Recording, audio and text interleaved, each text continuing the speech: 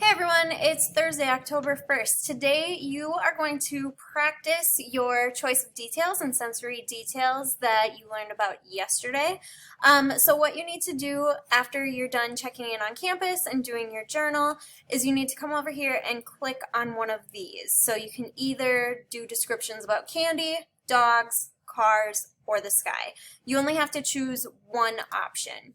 So you'll click on whichever one you want, and then click make a copy. And remember, you only have to do one of these sheets. You don't have to do all four of them. And then what you need to do in each box, you'll see that the pictures are pretty similar.